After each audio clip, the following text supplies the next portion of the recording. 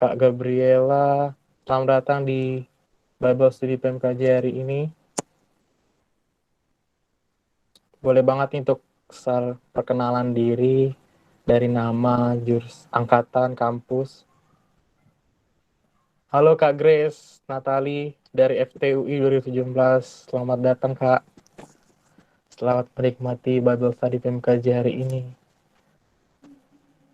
Halo Fasya dari FTUI 2018. Selamat datang Fasya.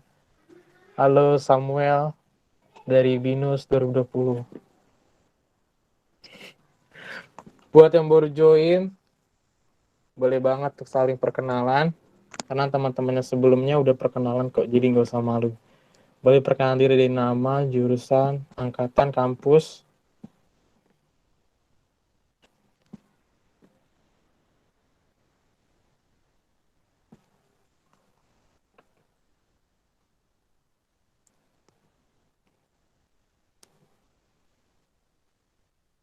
Buat yang baru datang, boleh lanjut perkenalannya di ruang chat yang ada ya. Selamat datang di Bible Study PMKJ hari ini dengan tema Calling for Repentance. Melanjutkan episode kita Yeremia, yaitu Yeremia 3 ayat 1 sampai Yeremia 4 ayat 4. Aku akan membaca peraturan atau rules mungkin dalam ibadah kita hari ini. Boleh next slide, Bang? Oke. Mari persiapkan teknis dan juga kelengkapan ibadah kita masing-masing. Persiapan Alkitab juga, dan juga catatan kalau perlu jika menurut kalian itu membutuhkan dan pasti akan menolong. Dan jangan lupa juga untuk terus mengingatkan untuk matikan dan juga mute mic dari device kita masing-masing, karena kita akan mengikuti pimpinan dari MC, pembicara, dan juga pendoa. Dan juga silakan print presentasi jika takut terganti tampilannya. Pin nama Ruben Turnip, Bang Ruben Turnip. Dan juga persiapkan juga hati pikiran kita untuk mulai ibadah. Kita fokus dan tidak sambil mengerjakan hal lain. Mari bernyanyi dan menikmati pujian di dalam ibadah bersama-sama. Kita akan mulai. Aku serahkan kepada WL.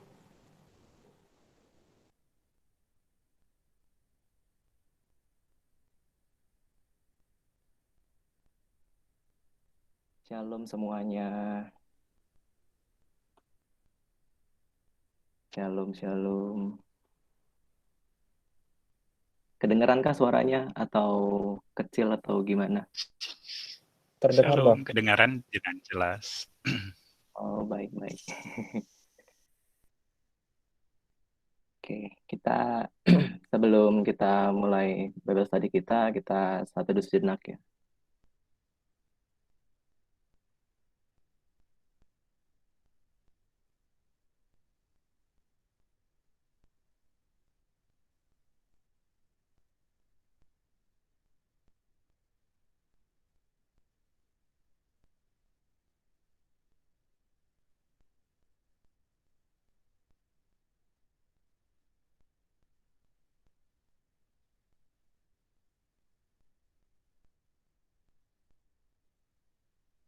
Oke.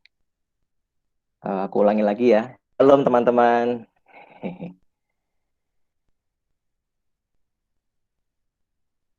Ya, kita berjumpa lagi nih dalam Bible study nih. Nah, kita akan kembali menelusuri kitab Yeremia sambil menelisik seluk-beluk kondisi bangsa Israel kala itu, dan tentunya kita akan menemukan banyak pesan di dalamnya. Bangsa Israel dikisahkan berbuat kecemaran karena bersinah dengan banyak yang dalam tanda kutip adalah bangsa-bangsa lain. Mari kita tilik hati kita tentang betapa kita sangat berdosa dan membutuhkan pengasihan dari Allah. Mari kita minta Allah untuk selidiki hati kita. Apakah kita tulus mengasihinya dengan menyanyikan lagu Selidiki Aku yang akan dipandu oleh Kevin. Selidiki aku, lihat hatiku, apakah ku sungguh mengasihimu, Yesus. Kau yang Maha Tahu dan menilai hidupku, tak ada yang tersembunyi bagimu. Selidiki aku, lihat hatiku, apakah ku sungguh mengasihimu, Yesus.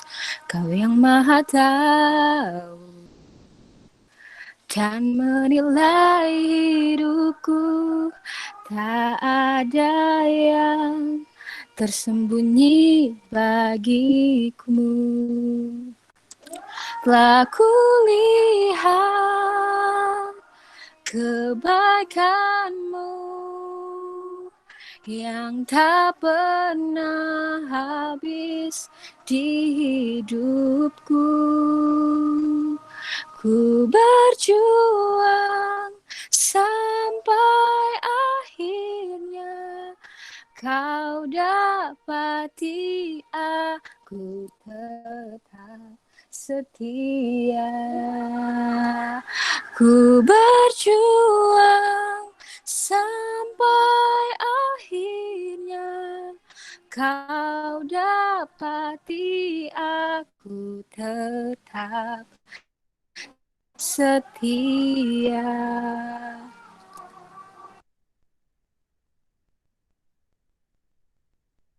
Aku ajak kita untuk berdoa secara pribadi kepada Allah untuk menyelidiki hati kita.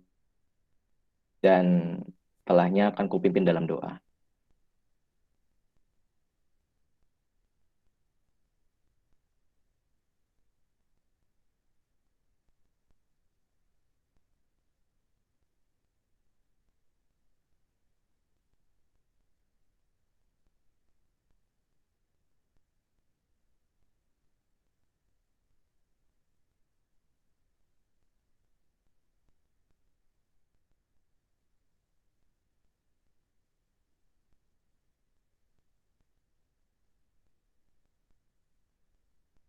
Mari kita berdoa.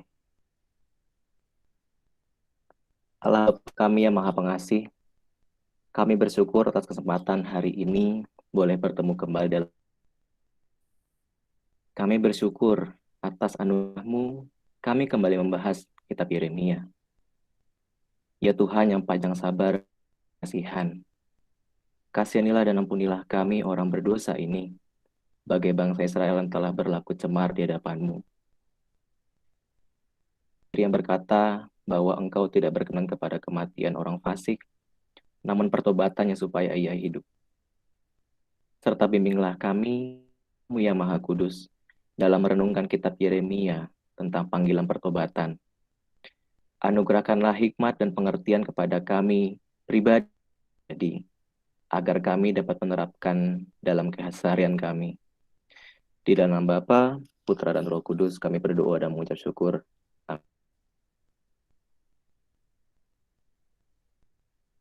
Ya, sebelum kita mendengarkan firman Tuhan dan merenungkannya bersama,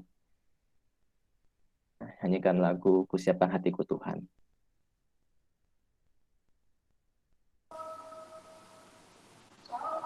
Kusiapkan hatiku Tuhan untuk dengar firman-Mu saat ini.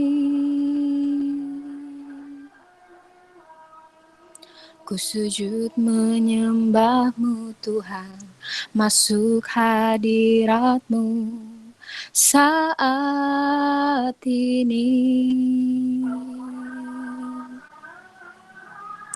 Curahkan urapan-Mu Tuhan bagi jemaat-Mu saat ini.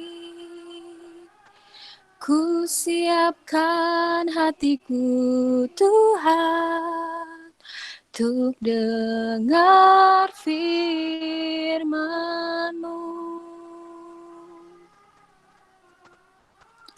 Firman-Mu Tuhan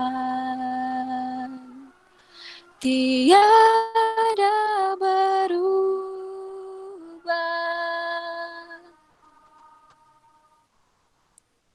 Dahulu, sekarang, selama-lamanya, tiada berubah.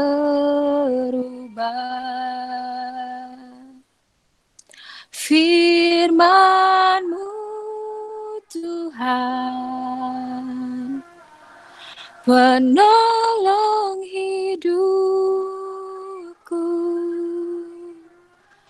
Ku siapkan hatiku, Tuhan, untuk dengar firman-Mu.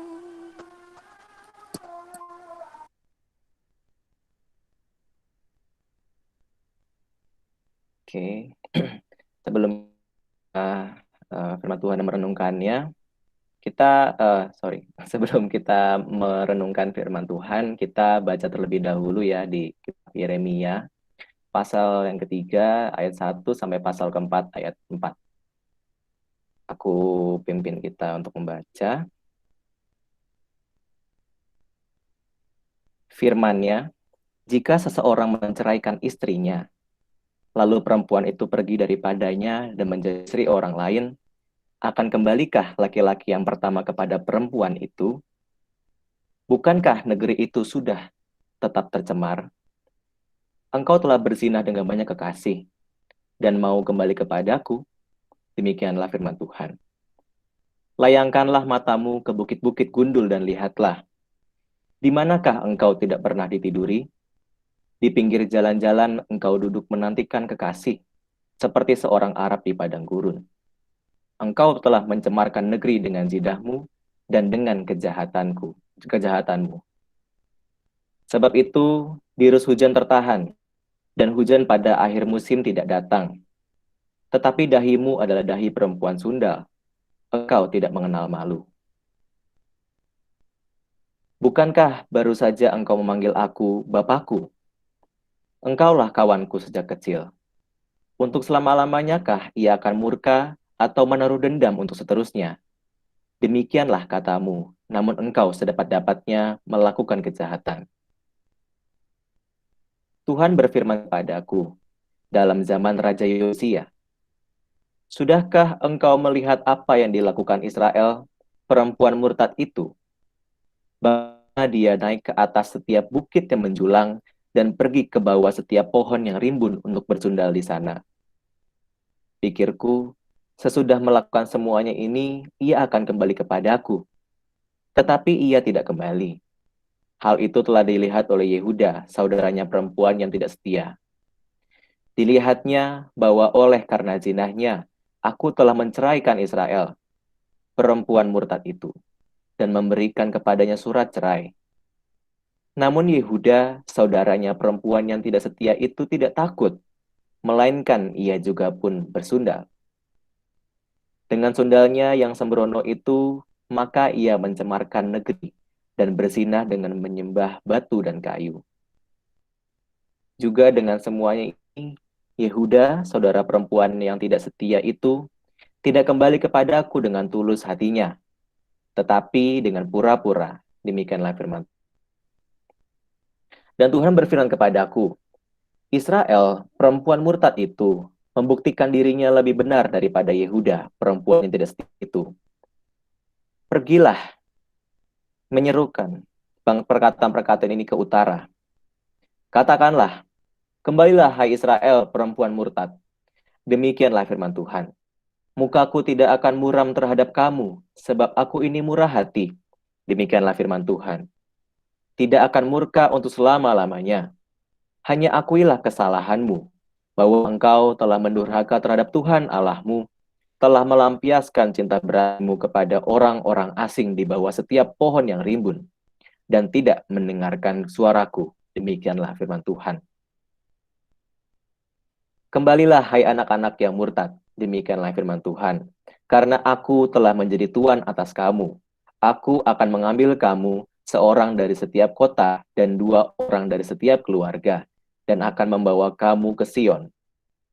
Aku akan mengangkat bagimu gembala-gembala yang sesuai dengan hatiku. Mereka akan mengembalakan kamu dengan pengetahuan dan pengertian. Apabila pada masa itu kamu bertambah banyak dan beranak cucu di negeri ini. Demikianlah firman Tuhan. Maka orang tidak lagi akan berbicara tentang tabut perjanjian Tuhan. Itu tidak lagi akan timbul dalam hati dan tidak lagi akan diingat orang.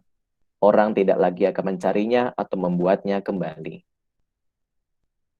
Pada waktu itu, Yerusalem akan disebut tahta Tuhan, dan segala bangsa akan berkumpul ke sana demi nama Tuhan ke Yerusalem, dan mereka tidak lagi akan bertingkah langkah menurut kedegilan hatinya yang jahat. Pada masa itu kaum Yehuda akan pergi kepada kaum Israel, dan mereka akan datang bersama dari negeri utara ke negeri yang telah kubagikan kepada nenek moyangmu menjadi milik pusaka. Tadinya pikirku, sungguh aku mau menempatkan engkau di tengah-tengah anak-anakku, dan memberikan kepadamu negeri yang indah, milik pusaka yang paling permai dari bangsa-bangsa. Pikirku, engkau mau akan memanggil aku, Bapakku, dan tidak akan berbalik dari mengikuti aku. Tetapi sesungguhnya seperti seorang istri tidak setia terhadap temannya, demikianlah kamu tidak setia terhadap aku, hai kaum Israel. Demikianlah firman Tuhan. Dengar, di atas bukit-bukit gundul kedengaran tangis memohon-mohon dari anak-anak Israel. Sebab mereka telah memilih jalan yang sesat dan telah melupakan Tuhan Allah mereka. Kembalilah anak-anak yang murtad, aku akan menyembuhkan engkau dari murtadmu. Inilah kami datang kepadamu sebab engkaulah Tuhan Allah kami. Sesungguhnya bukit-bukit pengorbanan adalah tipu daya, yakni keramaian di atas bukit-bukit itu. Sesungguhnya hanya pada Tuhan Allah kita ada keselamatan Israel. Tetapi berhala yang memalukan itu menelan segala hasil jerih lelah nenek moyang kita dari masa muda kita. Kambing domba mereka dan lembu-lembu mereka, anak-anak lelaki dan anak-anak perempuan mereka. Maka biarlah kita berbaring dengan perasaan malu, dan biarlah kita menyelimuti kita, sebab kita telah berdosa kepada Tuhan Allah kita, yakni kita dan nenek moyang kita dari masa muda kita sampai hari ini. Dan kita tidak mendengarkan suara Tuhan Allah kita.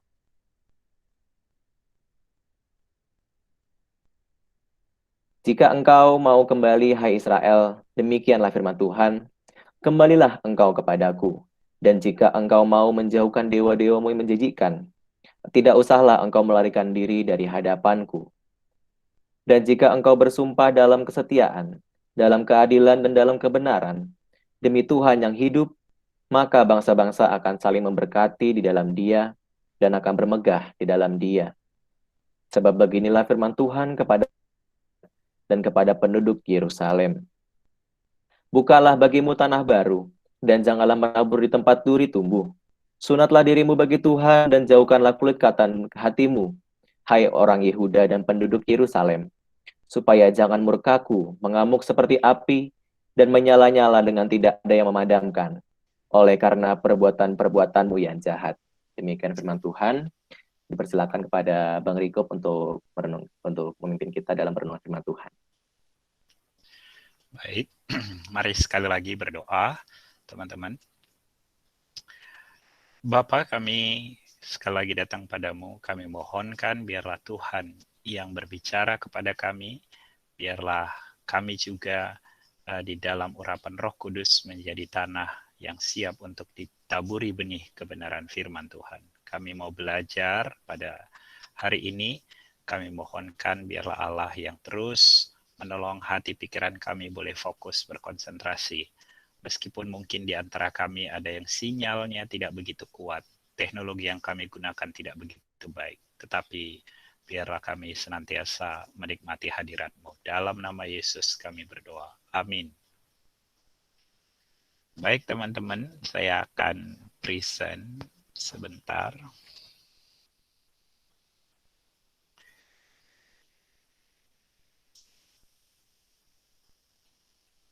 Oke.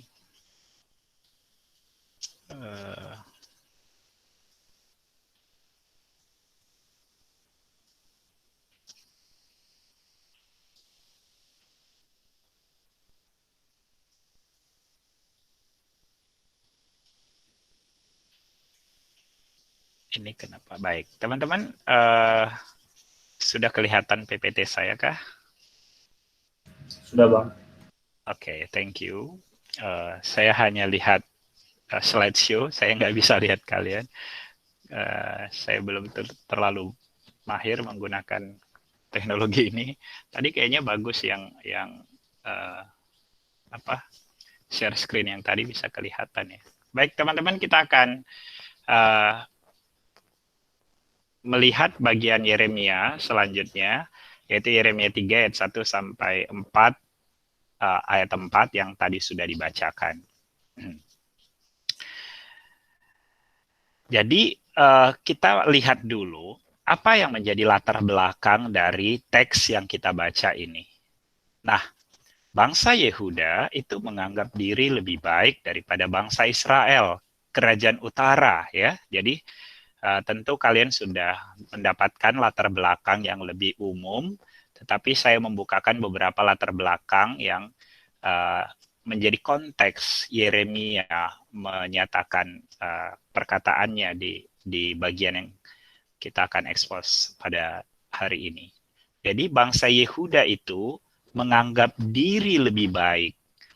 Nah, kerajaan utara itu yang disebut bangsa Israel itu menunjuk kepada kerajaan utara, 10 suku Israel itu sudah dihancurkan oleh bangsa Asyur sebetulnya 100 tahun lebih ya. Itu 100 tahun sebelumnya. Jadi sekitar tahun 720-an itu kan sudah hancur, kerajaan utara tidak ada lagi. Itu semua sudah ada di bawah kekuasaan Asyur dan memang penduduknya pun sudah dihancurkan ya. Nah, pada masa pemerintahan Yosia, waktu bicara di pasal 1 kita sudah membahas ini, itu sebetulnya pemerintahan Yosia itu telah dilakukan reformasi besar-besaran yang menuntut pertobatan seluruh bangsa Yehuda. Secara singkat, jadi Yosia itu kan terpilih menjadi raja usia 8 tahun. Lalu dia diasuh. Nah, kemungkinan pengasuhnya itu orang yang takut akan Tuhan sehingga bisa mengarahkan Yosia mencari Allah seperti nenek moyangnya Daud. Karena papanya Yosia dan kakeknya Yosia itu tidak. Mereka tidak mencari Allah di masa hidupnya. Tapi di tengah-tengah kondisi yang kacau ini, Yosia kelihatannya diasuh oleh orang yang tepat, sehingga Yosia itu pada usia 16 tahun melakukan reformasi. Dia menghancurkan semua bukit-bukit pengorbanan di seluruh negeri Yehuda ya. Lalu dia menuntut pertobatan besar. Kenapa? Karena ketika dia mereformasi Bait Allah, ditemukanlah kitab Ulangan ketika itu. Nah, kitab Ulangan ketika dibacakan, kalau kita ingat di kitab Ulangan itu ada pesan Tuhan yang sangat jelas. Jika engkau setia kepadaku, aku akan memberkati engkau. Tetapi jika engkau tidak setia kepadaku, maka aku akan mengutuk engkau, mengutuk tanah di mana engkau ada, mengutuk tanaman yang engkau tanam gitu ya, dan seterusnya di kitab Ulangan itu. Sehingga ketika itu dibacakan, maka Yosia sangat berduka ya, sehingga dia menyerukan pertobatan seluruh bangsa Yehuda. Nah, kira-kira bagi saya sih ya, waktu membaca teks ini ada nuansa ini bahwa reformasi itu sudah dilakukan. Nah, beberapa penafsir sih sebetulnya melihat ini apa namanya ya, tidak terlalu berhubungan gitu ya, meskipun ada penyebutan kata Yosia. Tapi saya mencoba merekonstruksi bagi saya teks ini, saya membayangkan bahwa memang sudah terjadi reformasi besar-besaran itu. Tetapi Yeremia melihat gitu ya, Yeremia seorang yang sangat sensitif ini. Kalau ingat di pasal 1 saya sedikit memberi gambaran tentang personalitinya Yeremia. Yeremia seorang yang sangat sensitif kepribadiannya, sehingga dia itu sangat peka dengan hal-hal di balik yang kelihatan. Nah, kalau ada di antara kita orang-orang sensitif, biasanya begitu kan, kamu tersinggung ya, padahal kita senyum gitu. Enggak, Iya deh, kelihatan kamu nggak tulus senyumnya. Nah, orang-orang sensitif ini bisa melihat hal-hal yang dibalik fenomena, hal-hal yang dibalik yang terlihat gitu. Nah, kelihatannya Yeremia dengan keunikan kepribadiannya ini dipakai Tuhan untuk melihat bahwa pertobatan bangsa Yehuda ini kelihatannya tidak sungguh-sungguh. Ini semu gitu ya. Nah, latar belakang juga kenapa saya katakan kelihatannya sudah dilakukan reformasi besar-besaran. Nah, analogi yang digunakan oleh Yeremia di sini jelas merujuk kepada kekudusan ikatan perjanjian pernikahan yang ada di kitab Ulangan yang sudah ditemukan di Bait Allah itu. Nah, tetapi beberapa orang mengatakan memang analogi tentang ikatan perjanjian pernikahan itu sebetulnya lebih kuno daripada Yeremia. Itu sudah sering dipakai gitu. Jadi nggak harus menghubungkan dengan kitab Ulangan yang ditemukan itu. Nah, tetapi lebih make sense sebetulnya ya waktu Yeremia menuliskan ini itu berarti kitab Ulangan yang disebut Taurat yang ditemukan Yosia itu sudah dibacakan sehingga masyarakat itu sudah tahu sudah langsung bisa merujuk kepada kitab Ulangan itu. Nah, pernikahan itu bukan hanya sebuah komitmen untuk tidak berpisah. Konsep di dalam Alkitab, tetapi beberapa penafsir bilang bahwa konsep ini sudah ada di luar Taurat itu juga gitu. Tetapi yang jelas di dalam Taurat konsep pernikahan itu di hadapan Allah itu bukan hanya sebuah komitmen untuk menjaga relasi dan tidak berpisah. Tetapi sebetulnya komitmen untuk menjaga kekudusan ikatan pernikahan itu. Kenapa sebetulnya perceraian dilarang di dalam Alkitab, di dalam Taurat? Bukan semata-mata bahwa supaya orang tetap menjaga komitmen untuk bersatu, bukan. Tetapi konsep pernikahan di dalam Taurat itu ada sebuah konsep kekudusan. Sebuah konsep kekudusan. Jadi perceraian itu erat kaitannya tentang kekudusan. Itu yang banyak dibicarakan di dalam Taurat. Nah, analogi ikatan perjanjian antara Allah dengan umatnya itu mengambil analogi ikatan perjanjian pernikahan, bukan sekedar menunjukkan, ini saya nggak lengkap ya kalimatnya, menunjukkan bagaimana ikatan perjanjian antara Allah dengan umatnya itu seperti pernikahan yang kudus. Tidak boleh ada pengkhianatan di sana. Sehingga pengkhianatan itu adalah suatu dosa. Nah, Derek Kidner itu ngomong begini, pengkhianatan adalah suatu dosa. Namun menutupi pengkhianatan dengan kepura-puraan justru lebih buruk lagi. Nanti kita akan lihat kenapa kesimpulan ini muncul. Perikop ini memberikan sebuah gambaran kehidupan umat Tuhan yang berpuas diri di dalam ketidaksetiaannya. Mari kita mulai expose perikop kita hari ini.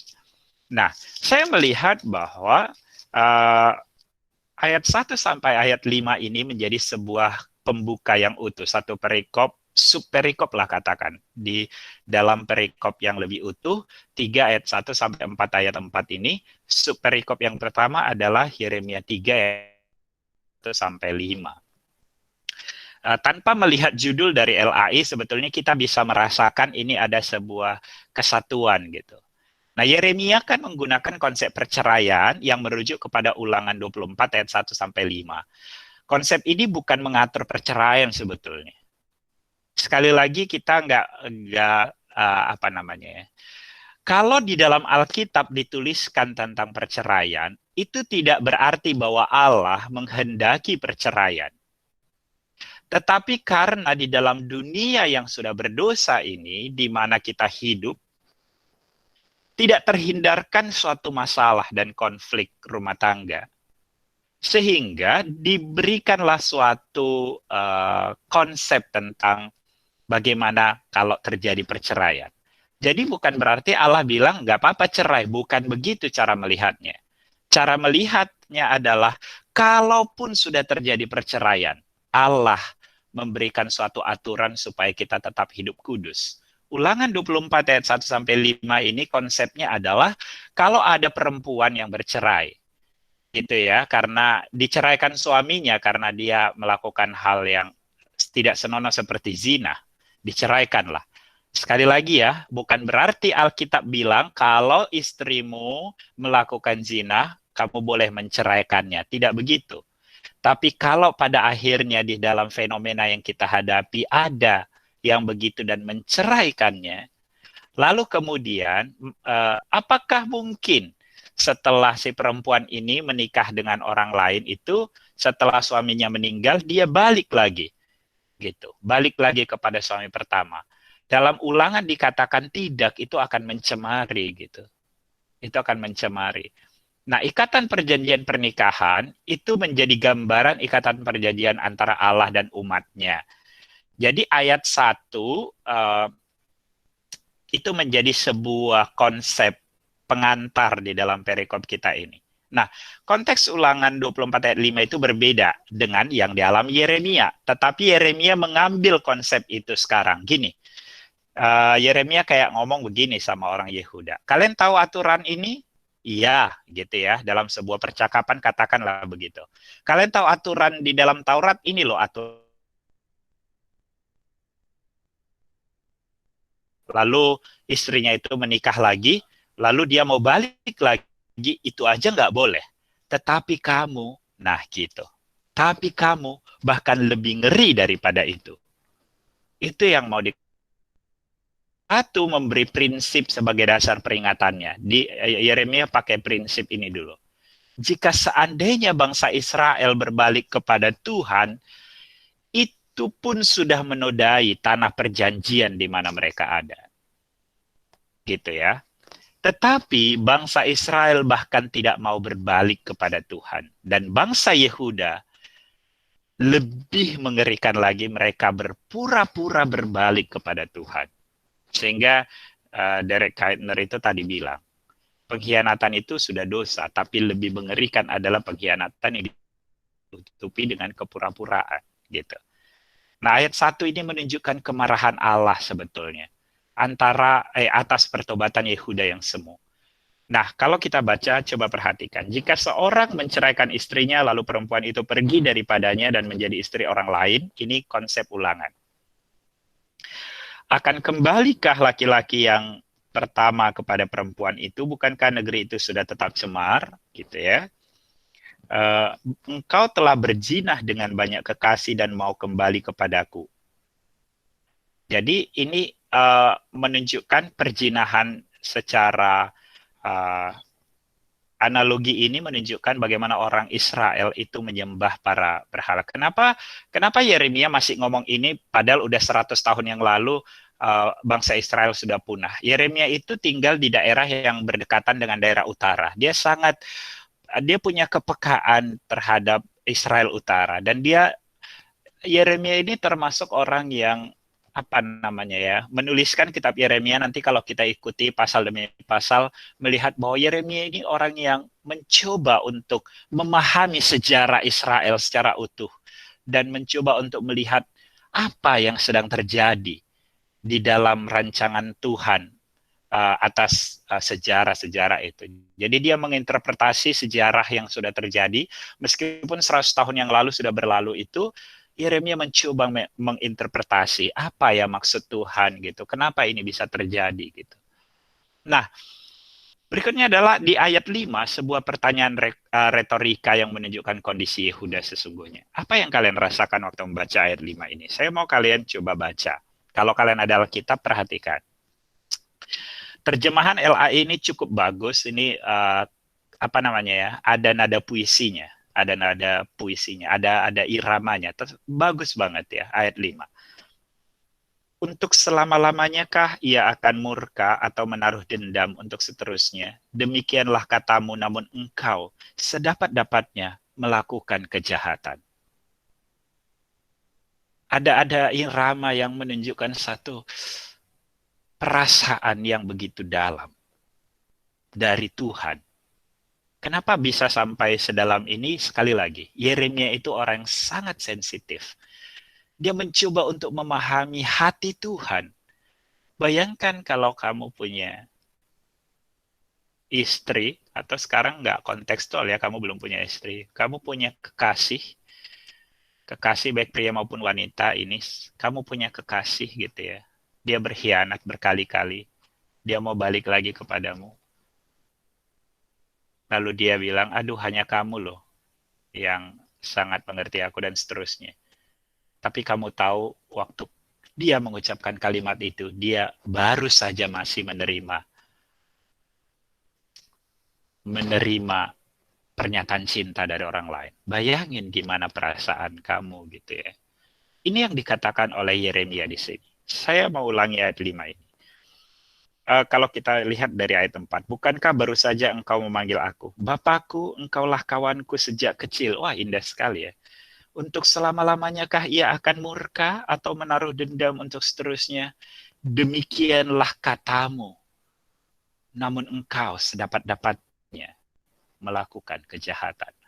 Saya mencoba membayangkan apa yang Yeremia lihat dari orang Yehuda. Kenapa sampai muncul kalimat yang sedalam ini? Saya membayangkan bahwa mereka orang Yehuda ini ketika diserukan oleh Yosia memerintah selama 31 tahun, dan dia mulai mereformasi itu di usia pemerintahannya 8 tahun, lalu mulai menyerukan pertobatan itu sebetulnya ya, di usia 16 tahun. Jadi sebetulnya pertobatan Yehuda itu singkat banget. Tapi memang diceritakan di dalam 2 Tawarikh itu, pada masa itu juga Yosia melakukan Paskah besar-besaran yang belum pernah dilakukan selama ratusan tahun. Tetapi sebetulnya masa pertobatan itu singkat, dan Yehuda ngelihat gini, mereka mulai sih secara agama melakukan ritual agama, mereka mulai kembali terlihat ke bait suci, tapi Yeremia melihat bagaimana mereka sebetulnya tidak sungguh-sungguh bertobat. Lalu dia dengan kepekaan itu dia datang pada Tuhan dan mendengarkan bagaimana hati Tuhan berbicara kepada dia gitu ya, tentang umatnya gitu. Nah, apa yang dimaksud dengan pertobatan semu di sini? Ada pengakuan yang tidak disertai dengan perubahan hidup. Mereka mengaku mereka melakukan perayaan Paskah besar-besaran. Mereka kelihatan sibuk dengan kegiatan-kegiatan ritual agama pada waktu itu. Bagian ini menggambarkan bagaimana Allah menolak pertobatan pertobatan semu bangsa Yehuda itu. Ya. Yosia sih berhasil menghancurkan bukit-bukit pengorbanan dan kembali membangun bait Allah. Tetapi kelihatannya bangsa Israel itu tidak sungguh-sungguh bertobat. Teman-teman, pertobatan bukan sebuah perilaku agama yang kondisional. Ini yang dilihat oleh Yeremia.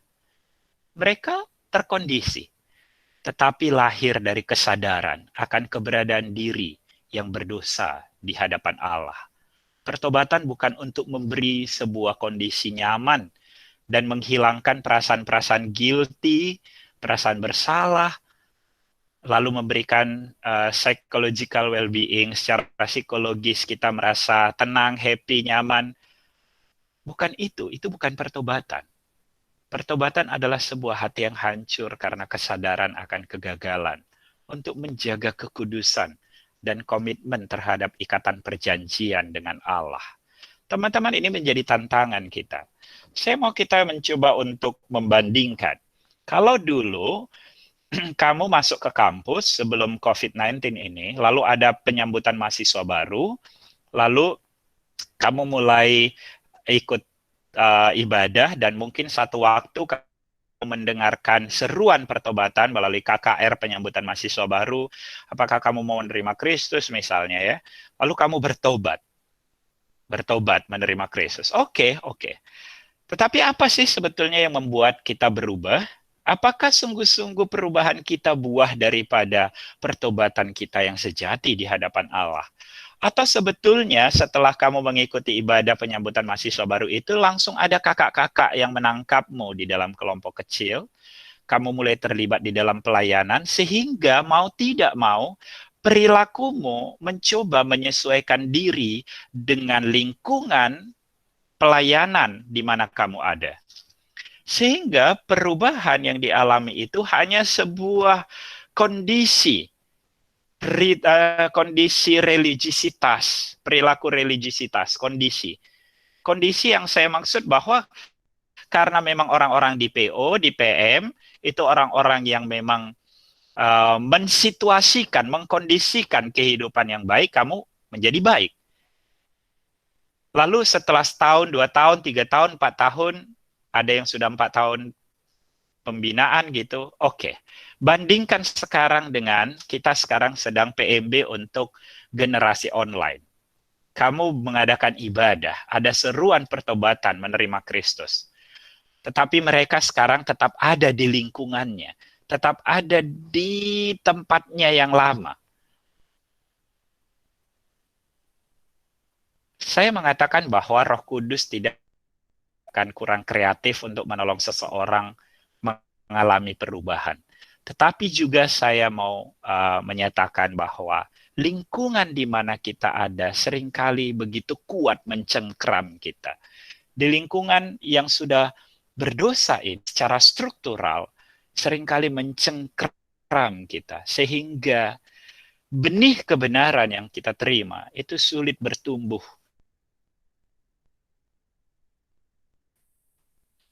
Jadi waktu kita sebelum COVID, kalau kita mengalami perubahan demi perubahan, pertanyaannya, apakah itu lahir dari pertobatan kita yang sejati? Atau itu hanya sebuah penyesuaian diri? Sebuah penyesuaian diri terhadap lingkungan di mana kita sekarang merasa nyaman. Lingkungan PMKJ, lingkungan perkantas, lingkungan PO, lingkungan PM. Sekarang ketika kamu harus kembali ke kampung dari Maret yang lalu, Maret, April, Mei, Juni, Juli, Agustus, September, sekarang selama beberapa bulan ini di kampung. Pertanyaannya, apakah kamu masih melakukan, apakah perilakumu masih sesuai dengan ketika kamu bersama teman-teman di pelayanan itu? Apakah perilaku kita hanya sebatas perilaku agama yang kondisional? Atau memang mengalami satu perubahan yang sungguh-sungguh? Jadi sekarang tantangannya bagi teman-teman di dalam mempersiapkan PMB bagi generasi online ini cukup besar. Yang memuridkan mereka secara online, kita nggak intensional terhadap mereka. Ketemu 1 jam secara online itu sulit untuk melihat hidup mereka yang sesungguhnya. Beda kan kalau dulu kalian bisa datang ke kosannya, kalian ajak mereka bareng, kalian bisa berlama-lama ngobrol gitu, mengenali kepribadiannya, mengenali masa lalunya gitu. Itu menjadi tantangan. Baik, kita lanjutkan dulu. Suara saya masih jelaskah? Atau sudah tidak kedengaran ya? Masih, Bang. Masih, Bang. Masih ya.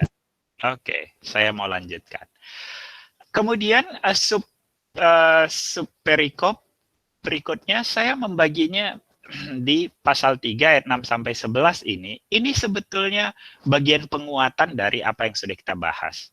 Makanya saya cukup panjang di bagian 1 sampai 5 tadi karena saya melihat 6 sampai 11 ini itu sebetulnya penjelasan daripada 1 sampai 5. Mari kita lihat bahwa ayat 11, kita langsung kepada ayat 11. Di ayat 11 dikatakan begini. Oh, saya mau dari atas ya. Dikatakan Tuhan berfirman kepadaku dalam zaman Raja Yosia. Sudahkah engkau melihat apa yang dilakukan Israel, kerajaan utara ya? Perempuan murtad itu bagaimana dia naik ke atas setiap bukit yang menjulang dan pergi ke bawah setiap pohon yang rimbun untuk bersundal di sana. Ingat tadi di pendahuluan saya sudah jelaskan. Orang Yehuda melihat bahwa orang Israel, kerajaan utara itu buruk sekali ya. Sampai pada zaman Yesus, ini yang disebut orang Samaria. Saudara mereka sebetulnya, 10 suku bangsa Israel. Tapi mereka menganggap orang Samaria ini sebetulnya kafir gitu. Kafir itu bahasanya bahkan lebih ngeri, anjing. Sesuatu yang tidak layak gitu. Jadi orang Yehuda ini menganggap dirinya jauh lebih baik daripada orang Israel Utara. Dan waktu Yeremia ngomong begini, bagaimana perasaan orang Yehuda? Iya, itu tuh gitu. Tapi ada hal yang mengejutkan di ayat 11. Pernyataan Tuhan di ayat 11 ini menjungkir balikkan seluruh pemahaman mereka. Saya baca ayat 11. Dan Tuhan berfirman kepadaku, Israel, perempuan murtad itu membuktikan dirinya lebih benar daripada Yehuda, perempuan yang tidak setia itu. Ini pasti sulit diterima oleh orang Yehuda. Apa? Setelah kami melakukan pertobatan besar-besaran, kok sekarang malah mereka lebih baik daripada kami gitu ya. Dirinya lebih benar daripada kami. Ini mengada-ada, ngaco nih si Yeremia. Itu sebabnya Yeremia ini sangat kontroversial ya, sampai akhir hidupnya. Terhadap raja-raja yang memerintah Yehuda, Yeremia ini sangat kontroversial. Karena memang Yeremia menyatakan sesuatu yang menyakitkan bagi mereka, tapi itu kenyataan. Bagi orang-orang yang seperti Yeremia yang sensitif ini kadang-kadang menyakitkan banget gitu. Misalnya ya, orang-orang yang sensitif ini, kamu nggak serius ya berdoa. Kalau kita nggak serius berdoa, ditegur begitu, kita langsung defense. Enggak, lu aja terlalu sensi, gue serius banget loh. Kita langsung defense gitu. Padahal orang-orang sensitif ini bisa melihat gitu ya, motivasi kita, gesture kita, itu orang-orang yang bisa langsung to the point gitu, kayak Yeremia ini. Dan ketika Yeremia mengatakan, apa? Masa orang Israel Utara lebih benar daripada kita gitu. Tapi itu kenyataannya. Itu kenyataannya. Jadi ayat 11 ini menguatkan ayat 5. Menguatkan ayat 5. Lihat ayat 10. Juga dengan semuanya ini, Yehuda saudara perempuan yang tidak setia itu tidak kembali kepadaku dengan tulus hatinya, tetapi dengan pura-pura. Demikianlah firman Tuhan. Kata pura-pura di sini adalah kemunafikan. Jadi Tuhan tidak berkenan kepada pertobatan yang hanya sebatas fenomena religiositas belaka, di luaran saja. Allah menginginkan satu pertobatan yang sungguh-sungguh. Hati seseorang yang sungguh-sungguh mau berbalik kepada Tuhan. Kalau kita bandingkan, Yesus berkata bahwa kita tidak mungkin menyembah kepada dua tuan. Rasul Yohanes berkata bahwa anak-anak terang tidak mungkin bersatu dengan anak gelap. Kalau kamu sudah menjadi terang, kamu tidak mungkin melakukan hal-hal gelap di tempat-tempat yang tersembunyi. 1 Yohanes itu dengan jelas menunjukkannya. Jadi tidak ada kompromi di dalam mengikut Tuhan. Mengikut Tuhan adalah pilihan. Itu bukan tambahan. Bukan bukan ditambahkan kepada kehidupan kita yang tetap berkanjang dalam dosa. Pilihlah hari ini kepada siapa kamu akan beribadah, kepada kata Yosua. Jadi mengikut Tuhan itu bukan menambahkan suatu perilaku agama kepada kehidupan kita yang tetap menikmati akan kehidupan dosa. Gak boleh. Itu pilihan. Nah, sekarang kita masuk, saya langsung menjadikan 3 ayat 12 sampai 4 ayat 4 ini sebagai satu kesatuan subperikopnya. Nah, setelah Allah menentang pertobatan orang Yehuda itu, akhirnya Allah memanggil sekali lagi. Teman-teman, saya sulit membayangkannya. Bagaimana bisa manusia tidak akan mampu melakukan ini? Setelah pengkhianatan yang sedemikian besar, kemunafikan dari Yehuda, Tuhan bukakan. Sekali lagi Tuhan malah menunjukkan anugerah kepada mereka. Allah memanggil kembali bangsa Israel. Kita akan melihat bagian ini. Pernyataan Yeremia itu bukan hanya soal personal atau orang Israel, Ternyata kalau kita lihat pasal 3 ayat 12 sampai 4 ayat 4 ini, panggilan pertobatan ini adalah suatu panggilan yang begitu jauh, utuh gitu. Sehingga saya menyebutnya bagian ini memiliki aspek sejarah personal, sejarah Israel, sejarah umat Tuhan, sejarah keselamatan, sampai akhirnya sejarah kerajaan Allah, Yerusalem baru, bumi yang baru, langit yang baru. Itu akan terlihat di sepanjang subperikop ini. Maksudnya begini, saya melihat bahwa Yeremia mau mengatakan pertobatan itu nggak segampang itu sih. Pada akhirnya pertobatan itu adalah pekerjaan Roh Kudus di dalam diri kita, dan ini bagian dari rancangan Allah. Apakah pertobatan itu bagi orang Yehuda itu semudah itu, secepat itu? Kelihatannya tidak. Ini bagian dari seluruh rencana Allah yang kekal. Mari kita lihat satu persatu. Seruan pertobatan, panggilan pertobatan di dalam anugerah Tuhan, itu yang pertama menyentuh aspek personal kita, ayat 13. Di ayat 13 dikatakan, hanya akuilah kesalahanmu, bahwa engkau telah mendurhaka terhadap Tuhan Allahmu, telah melampiaskan cinta birahimu kepada orang-orang asing di bawah setiap pohon yang rimbun, dan tidak mendengarkan suaraku. Jadi konteksnya ini suatu pengkhianatan secara personal dari umat Tuhan, yang dia orang Israel gitu ya, tetapi hatinya tetap percaya kepada dewa-dewi kesuburan, dewa-dewi hujan, dewa-dewi kekuatan dan seterusnya. Ya, sekarang dikatakan seruan pertobatan ini secara personal, meninggalkan kehidupan yang lama secara personal.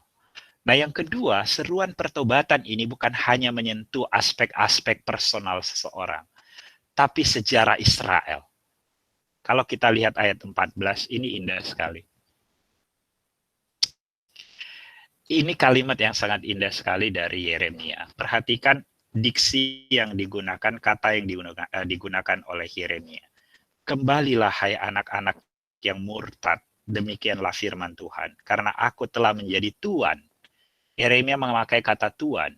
Jadi bangsa Israel itu berdosa karena mereka memilih untuk menyembah dewa-dewi kesuburan, dewa-dewi kekuatan, dewa-dewi matahari, dewa-dewi dan seterusnya. Nah, dewa-dewi itu Tuhan.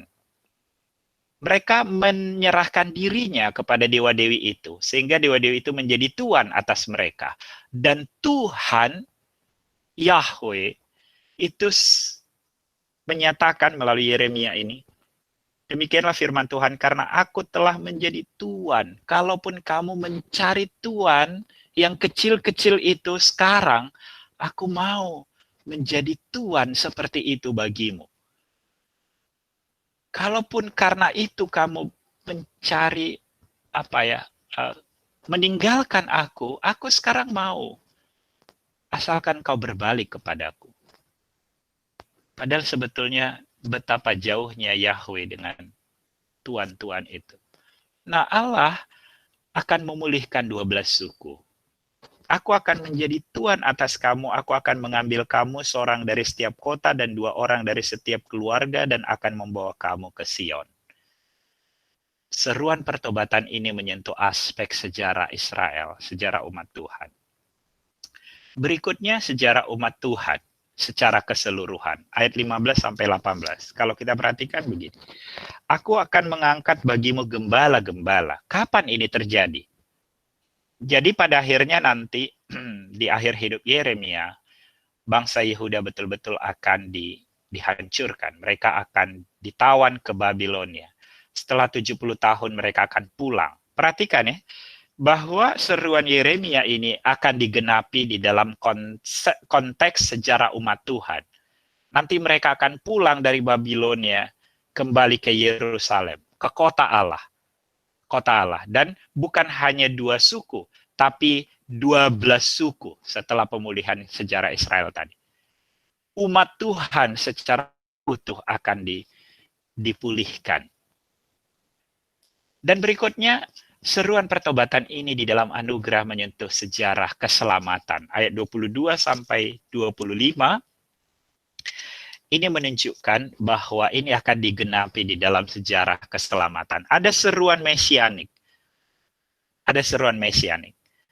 Jadi, penggenapan daripada seruan Yeremia ini, tadi secara personal akan digenapi, secara sejarah Israel juga, beneran memang orang Israel ketika itu akan dipulihkan kembali.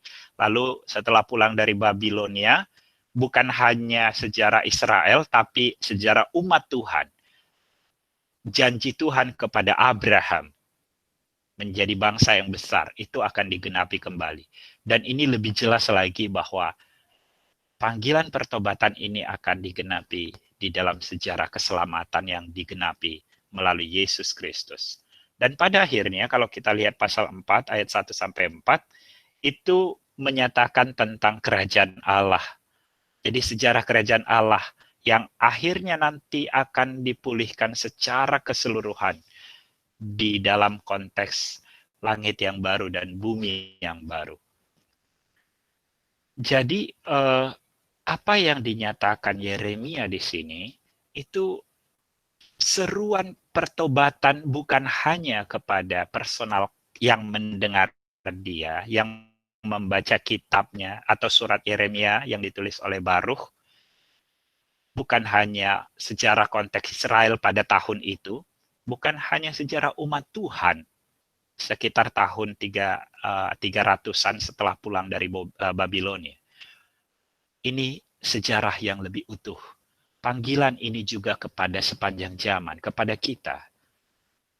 Dan nantinya akan digenapi di dalam penggenapan langit yang baru dan bumi yang baru. Nah, teman-teman, kalau kita perhatikan ayat yang ke-3 dan ke-4 sebagai aplikasi bagi kita. Sebab beginilah firman Tuhan kepada orang Yehuda dan kepada penduduk Yerusalem. Bukalah bagimu tanah baru. Apa sih artinya tanah baru? Apa artinya pertobatan? Pertobatan harus betul-betul menggambarkan tanah baru. Dia nggak bisa hanya sekedar menambahkan tanaman di tanah yang udah ada tumbuhan-tumbuhan lamanya. Pertobatan selalu menuntut suatu kesiapan untuk memulai kehidupan yang baru. Dan janganlah menabur di tempat duri tumbuh. Apa artinya? Pertobatan itu menuntut suatu pertumbuhan. Dan itu tidak mungkin terjadi tanpa meninggalkan dosa-dosa kita. Firman Tuhan akan terhimpit di antara duri jika duri-duri itu tidak ditinggalkan. Sunatlah dirimu bagi Tuhan dan jauhkanlah kulit katan hatimu. Pertobatan itu adalah suatu kehidupan di mana kita bertumbuh dan membangun hidup sesuai dengan ikatan perjanjian itu. Jauhkan kulit katan itu menjauhkan akan kecenderungan hati kita daripada kehidupan yang lama, gitu ya. Tapi kita akan mulai membangun hidup kita sesuai dengan ikatan perjanjian. Artinya begini, ketika kita menyatakan kita bertobat, ya kita betul-betul tanah yang baru, kita siap memulai satu kehidupan yang baru. Tetapi nggak cukup hanya begitu. Ya, aku udah lahir baru, nggak cukup. Ada suatu proses bertumbuh. Dan menjadikan firman di dalam hidup kita, itu harus melepaskan dosa. Tidak bisa benih firman tumbuh di antara duri. Dan pada akhirnya kita harus membangun, mengarahkan seluruh orientasi, mengarahkan motivasi, memiliki nilai-nilai hidup sesuai dengan ikatan perjanjian dengan Tuhan. Sesuai dengan kebenaran firman Tuhan. Nah, teman-teman, saya mau menunjukkan begini. Tentu tidak mudah bagi kita untuk langsung meninggalkan manusia lama kita. Bayangin usia kita sekarang mungkin ada yang 19, remaja lah katakan ya, 20, 21, 22, dan seterusnya. 15-an tahun Bagaimana kita tumbuh? Kita tumbuh di dalam keluarga yang tidak ideal. Mungkin ada yang ideal, iya. Tetapi ada banyak di antara kita tumbuh di dalam keluarga yang tidak ideal, yang disfungsi. Di mana sebetulnya firman Tuhan itu bukan sesuatu yang utama, yang menjadi menu, yang menjadi resep utama untuk menyelesaikan berbagai persoalan hidup. Benar kan? Ada banyak di antara kita tumbuh di dalam suatu kondisi yang yang hanya mengulang-ulang tradisi.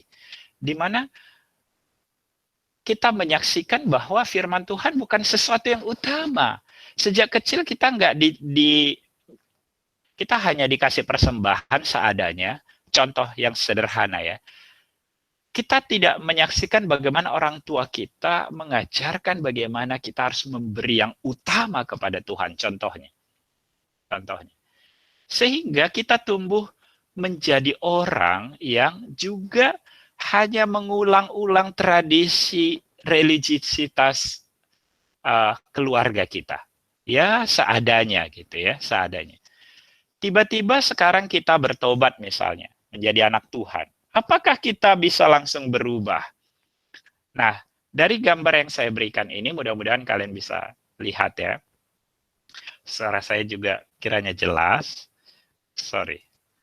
Lihat, ini ada gambar hati yang ada merah di tengah itu. Merah ini hati nurani. Ada common grace, anugerah umum yang diberikan kepada setiap orang. Jadi Kristen tidak Kristen pun Tuhan memberikan anugerah umum. Tetapi hati, gambar hati yang besar ini adalah internal self condition kita. Kita tumbuh memasukkan seluruh prinsip-prinsip yang kita dapat dari kecil itu ke dalam hati kita. Sehingga apa? Yesus bilang gini di Matius 15 ayat 19. Hati kita ini menyimpan seluruh kejahatan. Sehingga kalau ditanya apakah kita selalu menginginkan firman Tuhan, menginginkan persekutuan dengan Tuhan, menginginkan kebenaran yang sungguh-sungguh dari Tuhan? Rasanya tidak.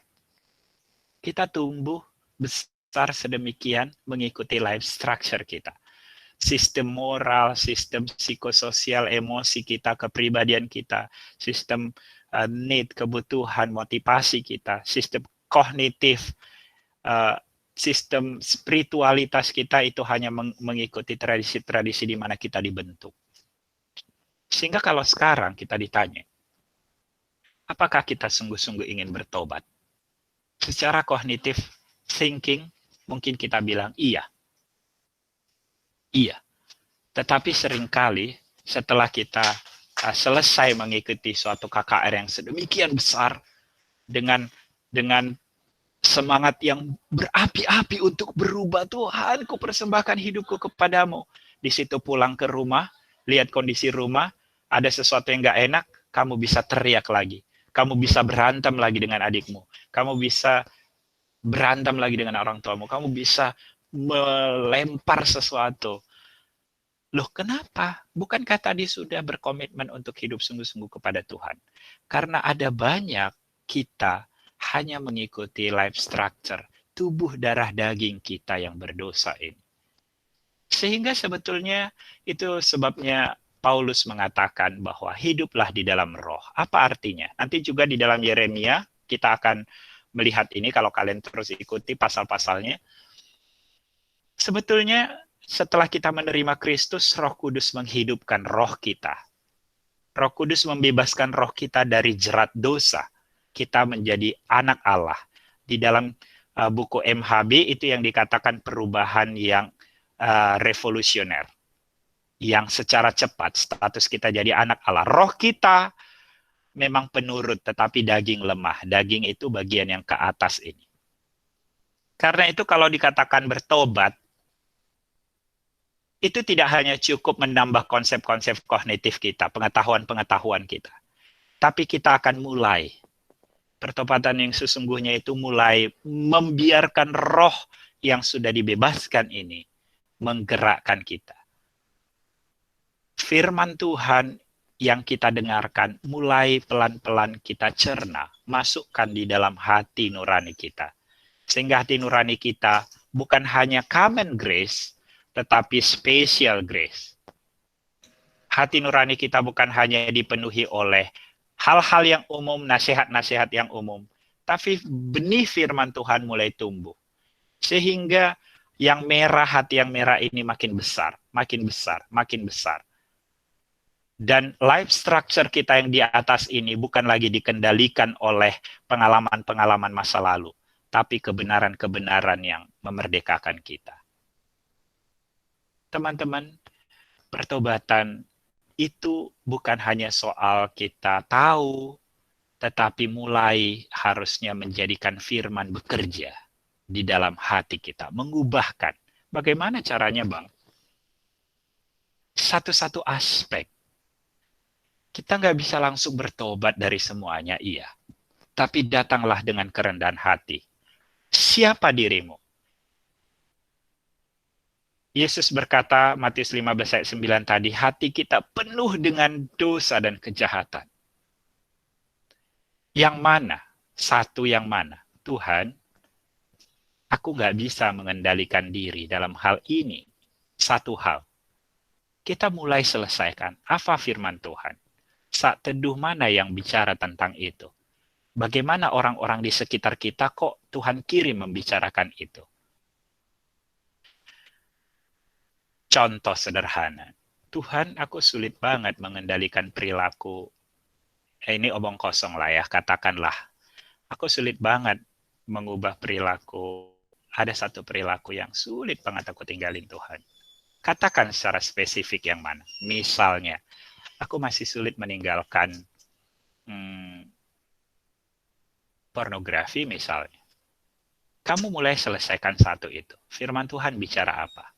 Adakah orang-orang di sekitarmu, pemimpin-pemimpin rohani yang Tuhan kirim? Mulailah memiliki kepekaan. Selesaikan. Bagaimana caranya? Firman Tuhan bicara apa? Orang-orang di sekitarmu bicara apa? Adakah dorongan di dalam hatimu untuk melakukan sesuatu? Kepada siapa engkau akan share? Artinya tuntaskan. Sehingga kita nggak bilang begini, aku sudah bertobat, udah. Tapi yang mana? Belum. Sehingga kita harus mengakui bahwa setelah 10 tahun kita bertobat, seringkali kita mendapati diri kita ya masih sama saja. Kita masih pemarah, kita masih pendendam, kita masih pembenci, kita masih menjadi orang yang sulit bekerja sama, kita masih orang yang seringkali melukai orang lain dengan kata-kata yang tajam gitu. Seringkali kita masih orang yang sama. Karena itu tuntaskan mulai hari ini bagian-bagian mana. Mulailah jurnal. Itu hal yang baik. Mulai jurnal. Malam ini kah, satu minggu, satu bulan. Satu bulan pun tidak apa-apa. Tuhan, aku sulit sekali mengendalikan kemarahanku. Dan kalau aku marah, aku bisa banting pintu. Aku bisa mengucapkan kata-kata kasar kepada mama papaku. Tuhan, ini bagaimana? Gitu. Sehingga kita nggak seolah-olah, aku udah berubah. Aku sekarang anak PO, anak PM, anak PMK. Aku sekarang rajin Bible study. Itu semua kan hanya perilaku agama. Perubahan yang sesungguhnya tidak ditunjukkan seberapa sering engkau mengikuti Bible study. Tapi seberapa engkau mulai berubah secara personal di hadapan Tuhan. Makin mencintai Dia. Makin mengasihi orang lain. Makin mengampuni. Makin mengalami perubahan dari waktu ke waktu. Bagaimana perilaku pengkhianatan umat Tuhan dalam konteks kita saat ini? Ini bisa jadi refleksi kita. Apakah kita juga bagian dari prostitusi rohani sebagaimana digambarkan di dalam perikop ini? Bagian mana? Harus spesifik. Kita mungkin merasa tidak melakukan perbuatan serendah itu, tetapi setiap kali kita membaca bagian ini, kita dapat merasakan bagaimana Allah menuntut kesetiaan dan kekudusan kepada Dia, kekudusan kasih kepada Dia dalam sebuah ikatan relasi yang hidup. Apakah kita selalu dapat merendahkan hati dan memiliki kesadaran setiap waktu untuk menjaga kehidupan yang berkenan kepada Tuhan? Dan sekali lagi, analogi pernikahan memberi kesadaran akan adanya dosa personal, komunal, personal sebagai bagian bagian dari komunitas. Karena itu jadi refleksi kita juga, tapi saya tidak jelaskan, ini hanya pertanyaan refleksi. Bagaimana hati kita menyaksikan berbagai kejahatan di tengah bangsa Indonesia? Apakah kita masih memiliki duka atas berbagai tindakan dosa di tengah masyarakat? Kalau kita bertobat secara sungguh-sungguh di dalam hati kita secara personal, ini akan semakin membuat kepekaan bagi kita untuk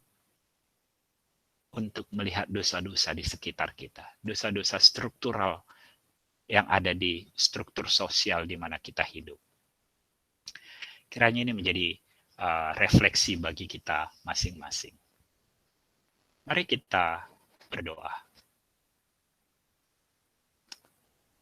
Tuhan, kami menghampiri-Mu. Tidak selalu mudah bagi kami untuk mengalami satu pertobatan. Secara kognitif, kami bisa saja tahu apa yang harus kami tinggalkan. Tidak boleh berdusta, tidak boleh mencuri, tidak boleh menyakiti sesama. Harus meninggalkan addiction di mana kami menghidupinya selama ini. Tetapi seringkali kami tidak berdaya. Oleh karena kami hanya melakukannya sepintas selalu di dalam pikiran kami. Tolonglah kami Tuhan. Hari ini kami belajar bagaimana Allah menuntut pertobatan sejati dari hati kami. Dan kami mau memohon supaya Roh Kudus menolong kami untuk sungguh-sungguh menaruh perhatian kepada kebenaran-kebenaran. Kami mau hidup di dalam roh, bukan sekedar mengikuti darah daging, kepribadian, emosi kami yang selama ini sudah terpola di mana kami hidup selama belasan tahun. Kami mau sungguh-sungguh fokus kepada Tuhan. Sehingga kami tidak akan melewatkan momen-momen di mana Tuhan menegur kami. Kalau ada momen-momen di mana Tuhan berbicara secara personal kepada kami, kami tidak akan melalukannya begitu saja. Kami mau sungguh-sungguh secara intens membiarkan Roh Kudus bekerja, mengubahkan akan kehidupan kami yang lama. Terima kasih Tuhan, kami berserah kepadamu di dalam nama Yesus Kristus. Amin. Saya serahkan kepada MC. Kalau memang ada tanya jawab, saya masih ready. Kalau tidak, ya kita lanjut ya. Oh iya, ini nggak ada tanya jawab sih Bang Rigo. Iya.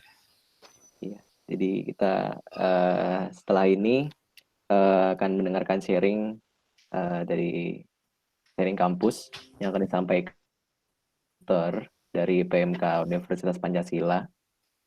Dan selanjutnya ada beberapa pokok doa yang akan kita doakan bersama, dipimpin Nova dari Trisakti.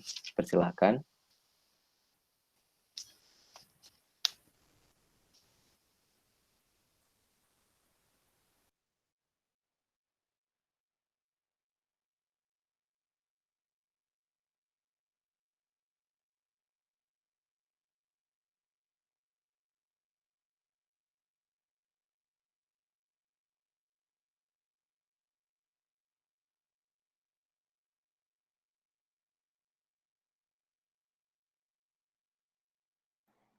Oh iya, oke, shalom semuanya. Sebelumnya aku mau ngucapin terima kasih banget untuk teman-teman pengurus PMKJ udah mau memberi kami dari UP untuk sharing-sharing tentang PMB di kampus kami. Mau ngucapin terima kasih juga buat Gloria ya yang udah memberi waktu buat aku untuk sharing-sharing ke teman semuanya. Sebelumnya izinkan aku perkenalkan diriku. Aku Luther Roosevelt dari UP, Universitas Pancasila, Fakultas Ekonomi Bisnis, jurusan akuntansi angkatan 2017, melayani sebagai koordinator pusat PMK KMOP periode 2020 sampai 2021. Kondisi di PMB sekarang sih sudah berjalan ya dari tanggal 14 kemarin 14 September sampai hari Jumat 18 September ya kalau nggak salah. Ya berlangsung selama 5 hari, 3 hari di universitas, 2 harinya di fakultas.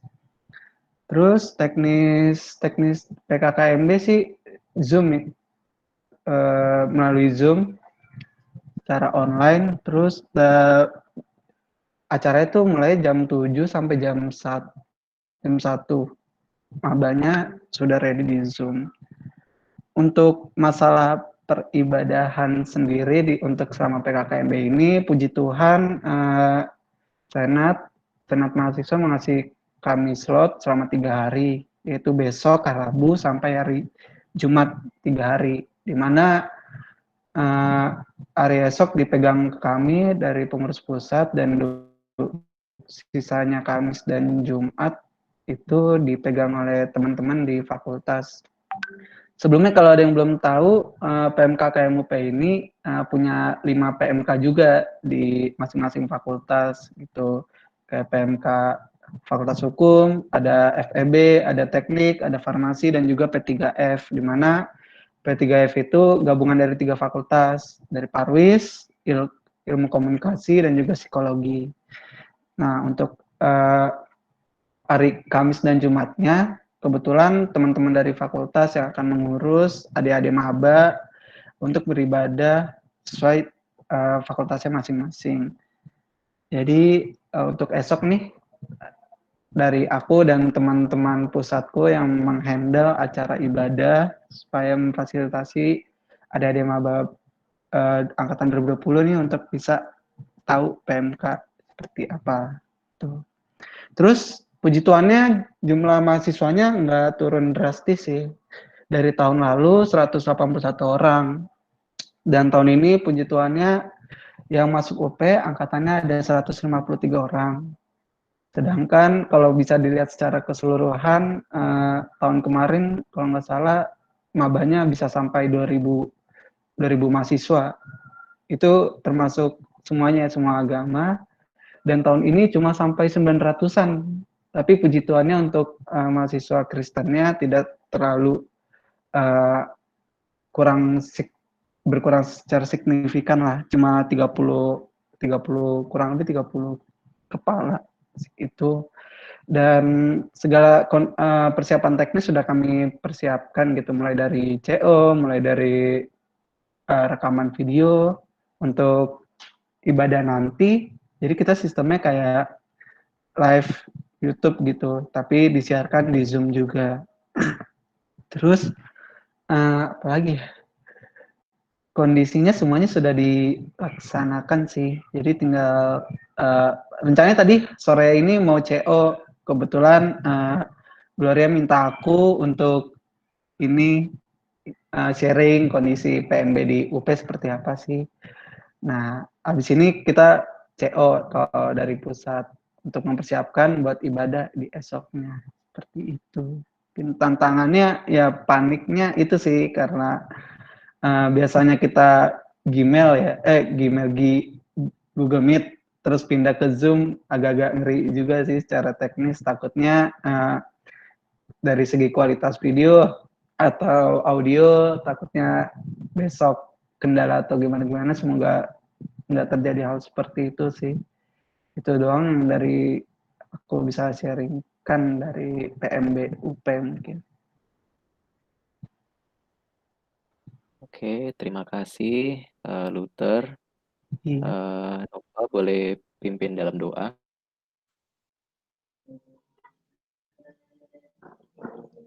Oke, teman-teman, mari kita sama-sama mendoakan pokok doa yang sudah di-sharingkan oleh Luther dari PMK UP dan juga pokok doa yang lainnya. Aku mengajak teman-teman untuk mengambil sikap doa yang baik. Kita sama-sama tenangkan hati kita, mari kita sama-sama menghadap Tuhan di dalam doa. Mari kita berdoa. Bapa yang ada di dalam kerajaan surga, kami sungguh mengucap syukur untuk anugerah dan belas kasihan Tuhan kepada setiap kami. Hari ini, di tengah segala aktivitas kami, di tengah banyak hal yang harus kami kerjakan, namun Tuhan masih menganugerahkan persekutuan kepada kami, BS PMKJB hari ini. Mari Tuhan yang berbelas kasih kepada kami, sehingga setiap firman yang sudah kami dengarkan tidak lalu begitu saja, tetapi kami boleh kembali memperjuangkan hidup sebagai seorang Kristen di hadapan Tuhan. Kami bersyukur untuk sharingan dari teman kami dari Universitas Pancasila. Tuhan, kami mau mendoakan kiranya Engkau yang mau berbelas kasih kepada UP, bersyukur Tuhan yang panggil kembali domba-domba Tuhan di dalam kampus UP. Ada 153 orang maba yang Tuhan panggil untuk kembali berkuliah di dalam kampus UP. Tuhan, kami mohon belas kasihan-Mu, kiranya Engkau yang mau panggil anak-anak-Mu, Engkau yang mau panggil orang-orang untuk akhirnya kembali bertobat di dalam kampus UP dan kembali mengenal Allah dan mau hidup bagi Tuhan. Kami berdoa untuk persiapan PMB, PKKMB, mulai hari esok sampai hari Jumat, kiranya Engkau yang mau memberkati, sehingga boleh berjalan dengan baik setiap teknis-teknis yang ada, baik lewat Zoom ataupun YouTube. Tuhan pimpin sehingga setiap kendala boleh diatasi. Berdoa juga untuk setiap pengurus, baik pengurus pusat maupun fakultas yang akan mengerjakan setiap pengerjaan di dalam PKKMB ini.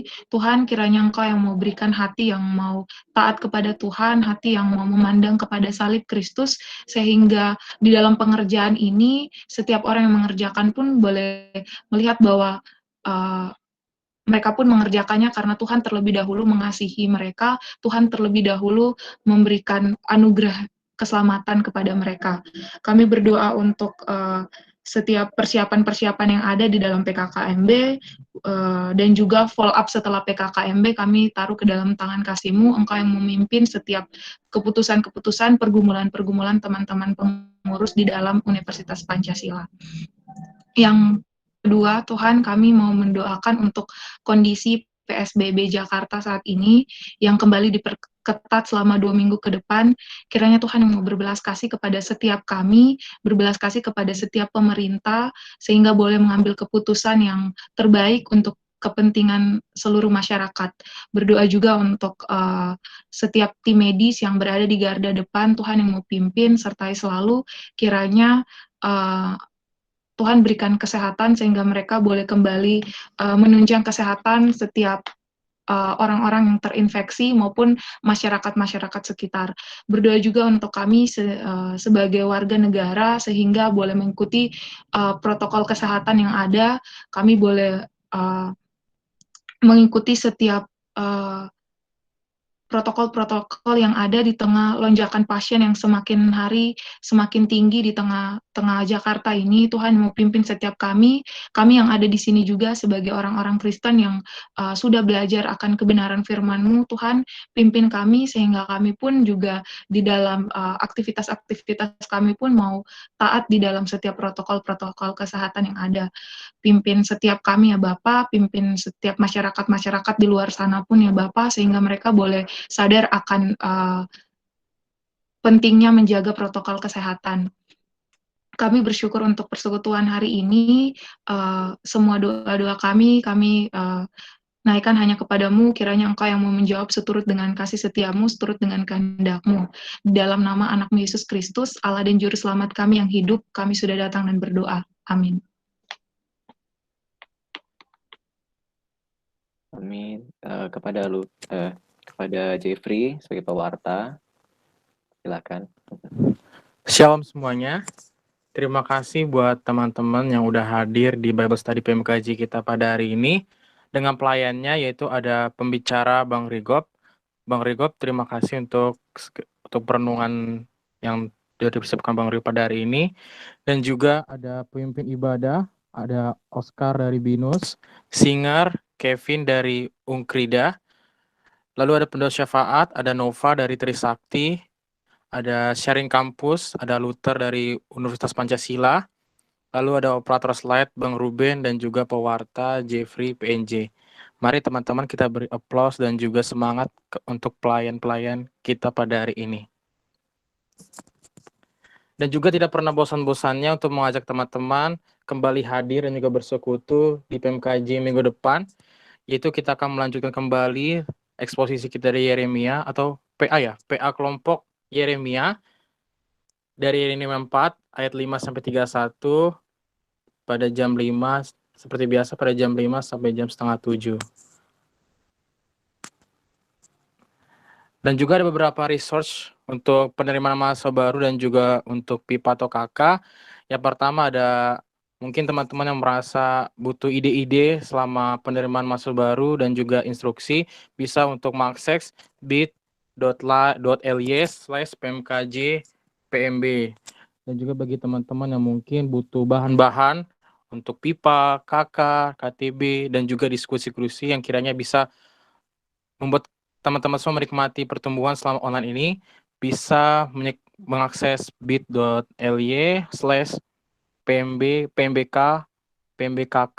online. Dan juga bagi teman-teman yang butuh playlist YouTube rekaman PNJ karena mungkin teman-teman hari ini gak ada atau minggu lalu atau butuh rekaman-rekaman sebelumnya, boleh untuk mengakses bit.ly/rekampmkj. Dan juga bagi teman-teman yang butuh sahabat doa ada juga kelompok 2 untuk menghadirkan sahabat yang setia dan juga mendukung dan mendoakan teman-teman di tengah kondisi teman-teman dan juga pelayanan yang teman-teman yang sulit, bisa untuk mengakses juga di bit.ly/sahabatdoa-pmkj. Next slide. Dan juga mungkin dari teman-teman, dari AKK teman-teman dan juga dari adik-adik teman-teman semua mungkin yang merasa masuk kuliah tapi nggak pernah kampus dan juga mungkin kesulitan dan juga tantangan yang mereka rasakan selama perkuliahan jarak jauh seperti apa, dan juga adakah hal yang bisa kita lakukan untuk mendukung adik-adik mahasiswa baru di tengah kondisi demikian.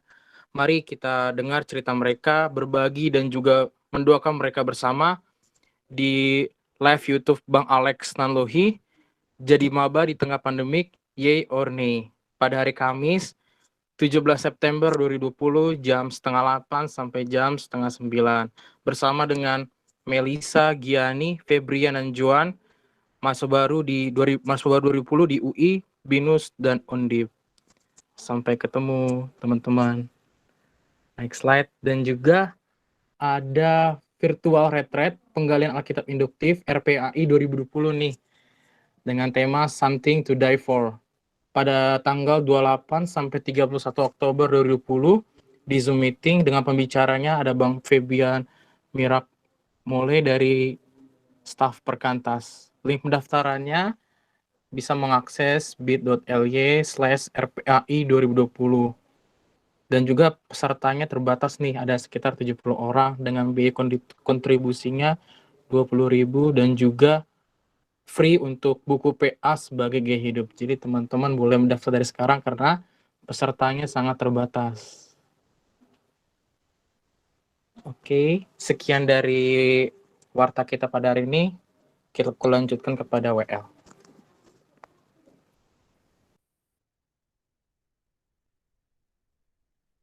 Terima kasih, Chief.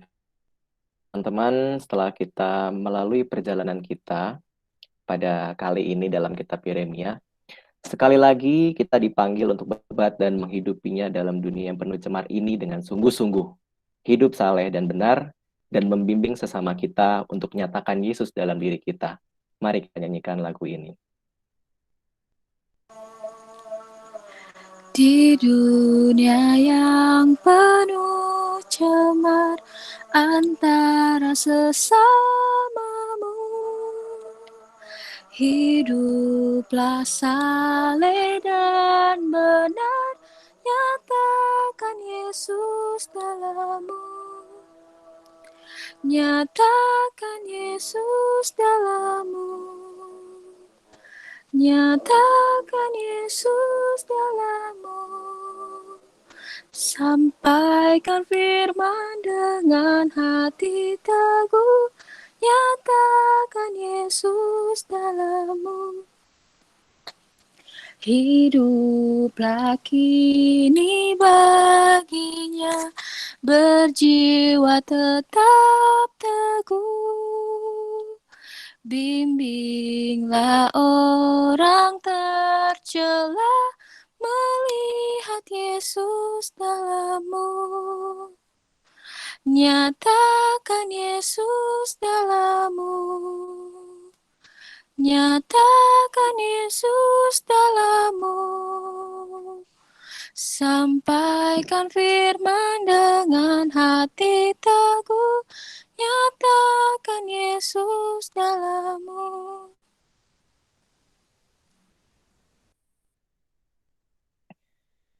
Untuk menutup persekutuan kita pada hari ini, marilah kita berdoa.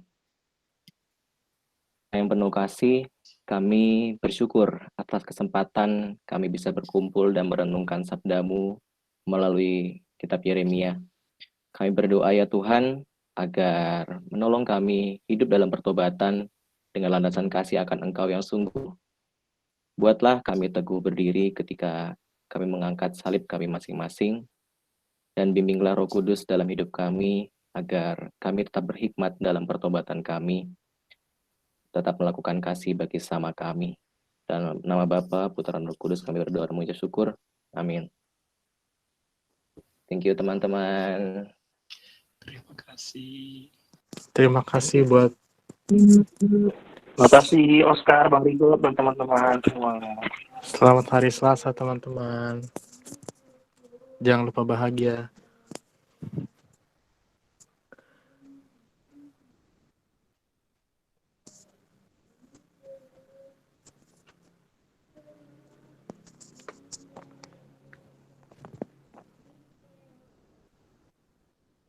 Selamat ketemu di PMKJ minggu depan.